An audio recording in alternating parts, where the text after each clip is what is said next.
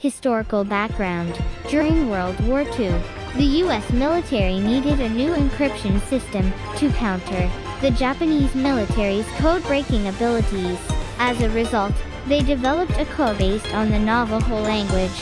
The Navajo language is highly complex with unique grammar and pronunciation, and at that time, it was an unwritten language.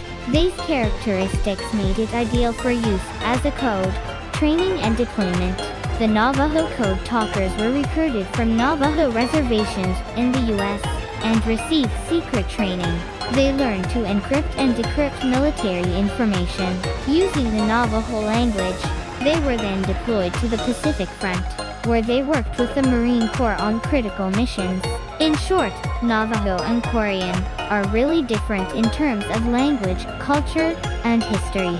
The codes used by the Navajo code talkers were never broken by the Japanese military. As communication troops for the Marines, they transmitted orders and information in real time during battles. Their codes significantly contributed to the success of important operations.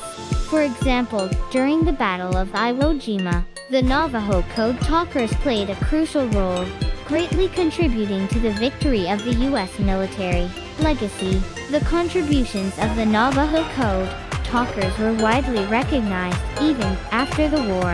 In 1969, they received their first official recognition, and in 2001, they were awarded the Congressional Gold Medal.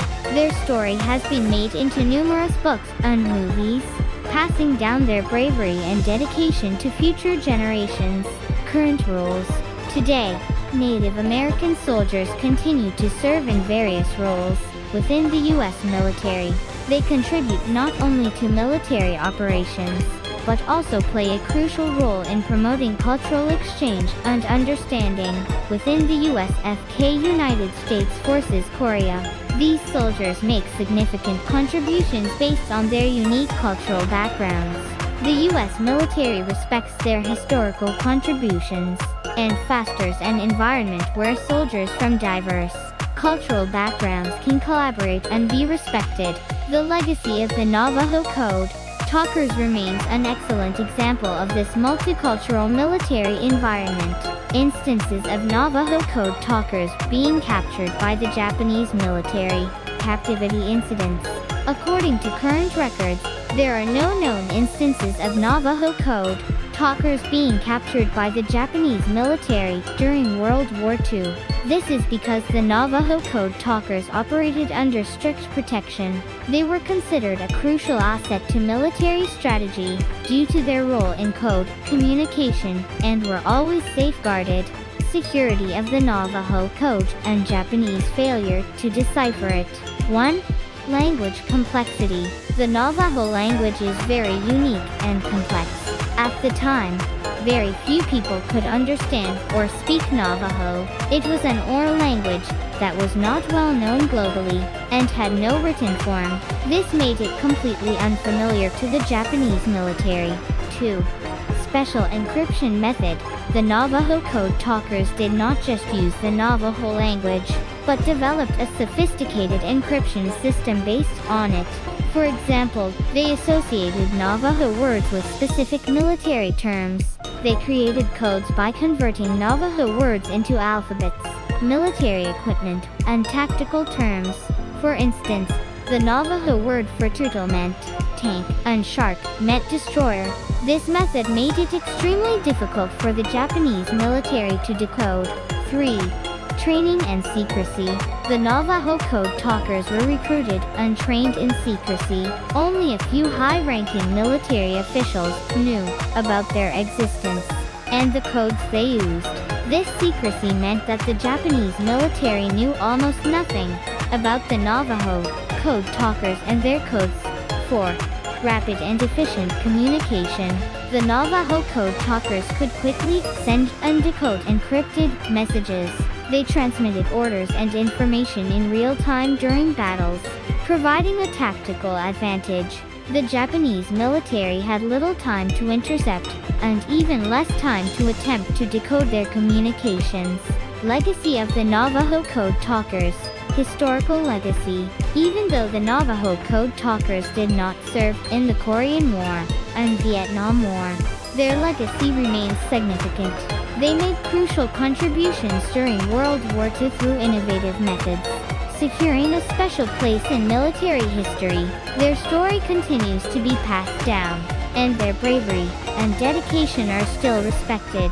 Commemoration and recognition. Today, the contributions of the Navajo code talkers are commemorated in various museums and historical records across the U.S. Their story is widely known through films, books, and documentaries, recognizing them as important historical figures in both the Native American community and the military community. Navajo code talkers in the Korean War and Vietnam War. Post-World War II, records indicate that the Navajo code talkers did not officially serve in the Korean War, 1950 to 1953, or the Vietnam War, 1955 to 1975. After World War II, communication and encryption technologies advanced rapidly. As a result, the Navajo language-based code system was no longer used. Advances in encryption technology. After World War II, military communication encryption technology evolved into more electronic and complex methods. With the advent of computers and electronic devices, encryption and decryption methods changed significantly. These advancements rendered the previous language-based code systems obsolete. Historical significance. Despite not participating in later wars, the legacy of the Navajo code talkers remains significant. They made critical contributions during World War II, with their unique methods securing a special place in military history. Their story continues to be passed down, and their bravery and dedication are still respected. Commemoration and recognition. Today, the contributions of the Navajo code talkers are commemorated in various museums and historical records across the U.S. Their story is widely known through films, books, and documentaries, recognizing them as important historical figures in both the Native American community and the military community. Comparing Navajo and Korean. Navajo and Korean are like apples and oranges when it comes to languages. They come from totally different linguistic families. Navajo is part of the Athabascan family, while Korean is often grouped with the Altaic languages but is now often considered a language isolate. Here's a breakdown of how they differ. Grammar. Navajo. This language is all about complex verb forms and a huge vocabulary. One verb can be a whole sentence. Combining nouns and verbs can get pretty complicated. Korean uses a subject-object-verb-SOV structure. It has particles to show the relationships between words. Verbs and adjectives change their endings to show different meanings. Pronunciation. Navajo is a tonal language with some really tricky pronunciations. Korean doesn't have tones and has a simpler syllable structure. The sounds come from mixing consonants and vowels. Writing system. Navajo. Traditionally, Navajo wasn't written down, but now it uses the Latin alphabet. Korean has its own script called Hangul. Hangul is super cool because it's made up of syllable blocks, formed by combining consonants and vowels. It's known for being really scientific and systematic. In short, Navajo and Korean are really different in terms of language, culture, and history. Navajo's complexity and uniqueness made it perfect for secret codes during World War II. On the other hand, Korean has its own special writing system.